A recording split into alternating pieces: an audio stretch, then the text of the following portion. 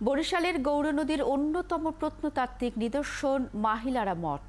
প্রায় ৩০০ বছরের পুরনো ২৭.৪৩ মিটারের হেলে থাকা মঠটি মন্দির শিল্পের অপূর্ব নিদর্শন হয়ে দাঁড়িয়ে আছে। প্রত্নতত্ত্ব অধিদপ্তরের তালিকাভুক্ত এই মঠটির সবশেষ সংস্কার হয়েছে ১৫ বছর আগে। গাইডওয়াল ঝুঁকির পাশাপাশি রয়েছে আরও অনেক সমস্যা। বিস্তারিত বিধান সরকার প্রতিবেদন, ছবি তুলেছেন জসিমউদ্দিন। দূর থেকে দেখলেই বোঝা যায় বরিশালের গৌরনদী এলাকার মাহিলারা মঠটি দক্ষিণ দিকে হেলে আছে। সপ্তদশ শতাব্দীতে নির্মিত এই মঠ নিয়ে চালু থাকা মিথ হল নির্মাণের পর মায়ের দুধের ঋণ শোধের কথা বলায় মাথা হেলে পড়ে। শত শত বছর ধরে এভাবেই মঠটি হেলে আছে। এটি সরকার মঠ নাম হলেও এলাকার নাম অনুসারে এখন মাহিলারার মঠ নামেই পরিচিত। নগদে ৫০০ টাকা বা তার বেশি পেমেন্টে পেতে পারেন ঢাকায় জমিসহ ২০ কোটি টাকার পুরস্কার।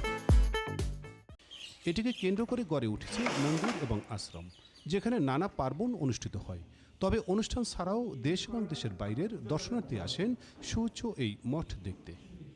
১৭৪০ সালে আরম্ভ করে ৫৬তে শেষ হয়েছে। নবাব আলীবর্দী খানের শাসন আমলে রূপরাম দাশগুপ্ত তার একদম বিশ্বস্ত কর্মচারী ছিল। মায়ের সমাধির উপরে মঠ করছে। মঠের করার পরে নাকি প্রণাম দিয়ে বলছে যে আমার মায়ের দুধের ঋণ আমি শোধ করলাম। এই নাকি মঠ হেলে পড়ছে। মঠে অনেক অনুষ্ঠান হয়, তো কালী পুজো হয়, দুর্গা পুজো হয়। মঠটা দেখার জন্য লোক বিদেশ থেকে এবং দেশের থেকে আসে। মঠটা মেরামত করা দরকার।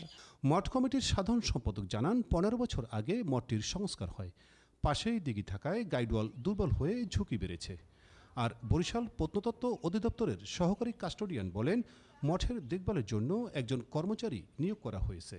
অনেক দর্শনার্থীরা আসে দেশ বিদেশ থেকে, একটু বসার কোনো জায়গা নাই, একটু বসার জায়গা করে দেওয়া এবং যাতে সুন্দর করে মানুষ বসতে পারে। মাহিলারা মঠ যে বর্তমান যে হেলানো অবস্থায় আছে, এটা রিসেন্টলি না, এটা শত শত বছর যাবৎ এভাবেই আছে এবং ওখানকার বাউন্ডারি ওয়ালও দেওয়া আছে। আর ওটা সার্বিক পরিচর্যা করার জন্য আমাদের একজন ওখানে লোক নিয়োগ দেওয়া আছে। বরিশালের গৌরনদী উপজেলার মাহিলারা গ্রামে ২৮৪ বছর আগে এই মঠ নির্মাণ করেছিলেন রূপরাম দাশগুপ্ত।